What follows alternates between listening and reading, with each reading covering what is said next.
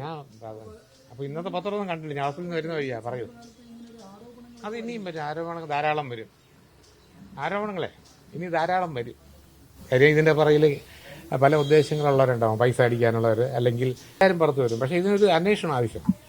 WCC ഒക്കെ പറഞ്ഞത് കറക്റ്റാണ്. അതിന് ക്ലിയർ ആയിട്ടൊരു അന്വേഷണം ആവശ്യം. അപ്പോൾ നമുക്ക് യഥാർത്ഥത്തിൽ ആരൊക്കെയാണ് ഇതിനകത്ത് തെറ്റുകാരെന്ന് അറിയാം. തെറ്റ് ചെയ്യാത്തൊരു പോലും ഇതിനകത്ത് പെടുത്തുമല്ലോ. എൻ്റെ അഭിപ്രായത്തിൽ ഇപ്പോഴത്തെ സർക്കാർ തന്നെ എന്തോ പുതിയൊരു ഇതിനെ രൂപീകരിച്ചിട്ടുണ്ടെന്ന് പറയുമല്ലോ. അന്വേഷണം വരണമെന്നാണ് എൻ്റെ അഭിപ്രായം. അല്ലെങ്കിൽ ഇങ്ങനെ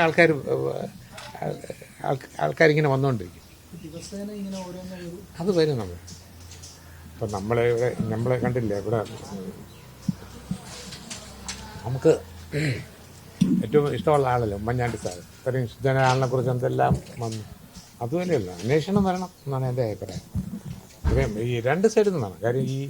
ഇതിൽ പറയുന്ന ആൾക്കാർ ഇതിനകത്ത് തെറ്റുകാരാണെങ്കിൽ ശേഷിക്കണം. കള്ളപ്പരാതിയായിട്ട് ആരെങ്കിലും വരുന്നെങ്കിൽ അതും നോക്കണം എന്നാണ് എൻ്റെ അഭിപ്രായം. അങ്ങയുടെ സഹപ്രവർത്തകനായിട്ടുള്ള സിദ്ദിഖിനെയും ഒപ്പം തന്നെ രഞ്ജിത്തിനും എതിരെയുള്ള ആരോപണം ശ്രദ്ധയിൽപ്പെട്ടിട്ടുണ്ട്. അത് ഞാൻ ശ്രദ്ധയിൽപ്പെട്ടാണ്. അത് അന്വേഷണം വരണം. പിന്നെ തീർച്ചയായിട്ടും ഞാൻ എന്താ പറയുക, അമ്മയുടെ ഒരു സ്ഥാപക അംഗമാണ്. 10-18 കൊല്ലം കഴിഞ്ഞ കമ്മിറ്റിയിൽ വരെ ഞാൻ വൈസ് പ്രസിഡന്റ് ആയിരുന്നു. അപ്പോൾ അവനകത്ത് പറഞ്ഞ കാര്യം മെമ്പർഷിപ്പിന് വേണ്ടി പൈസ വാങ്ങിക്കുക അങ്ങനെയുള്ള അന്യായം നടന്നു എന്നുള്ള കാര്യം എൻ്റെ അറിവിലില്ല. അങ്ങനെ നടക്കത്തില്ല. കാര്യം ഇതിനൊക്കെ ഒരാളൊരു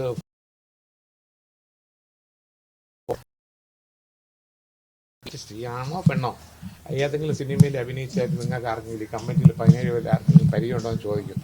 അപ്പോൾ ഉണ്ട്, നമ്മളെ കൂടെ 2 പടത്തിൽ ചെറിയ വേഷം കൊള്ളാം എന്ന് പറയുമ്പോഴാണ് സെലക്ട് ചെയ്യുന്നത്.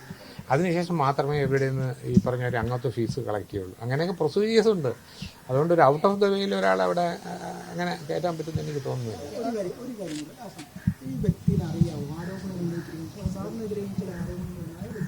ആരുടെ പേരെന്താ പറയുന്നത്?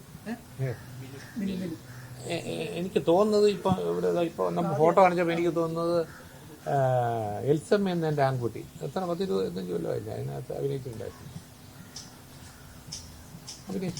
അല്ല, അത് ഞങ്ങൾക്ക് ചെറിയ വേഷമാണ്. നടി ആക്രമിച്ച കേസിൽ ഇപ്പൊ മൊഴി മാറ്റി പറഞ്ഞു നേരത്തെ പറഞ്ഞു വരുന്നുള്ളൊരു കാര്യമുണ്ട്. ഈ ഇടവേള ബാബു സിദ്ദിഖ് പോലുള്ള പിന്നീട് കോടതിയിൽ മൊഴി മാറ്റി പറഞ്ഞു എന്നുള്ളത് അതോടെന്താണ്? ഇടവേള ബാബു ശ്രദ്ധിക്കുമെന്നുള്ളതല്ല.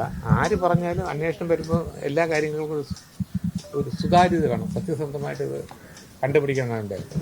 അതെന്തായാലും ആണിൻ്റെ പക്ഷത്തു നിന്നായാലും പെണ്ണിൻ്റെ പക്ഷത്തായാലും ഇത് കാര്യം ഇത് ഇവരൊക്കെ WCC ഒക്കെ വന്ന് കൊണ്ടാണ് ഇതിന് ശക്തി ഉണ്ടായത്. ഇങ്ങനെ ഒരു കമ്മീഷനെ വെച്ചത് അന്വേഷണം വന്നത്. അപ്പം 100% ശരിയാണ് അന്വേഷണം.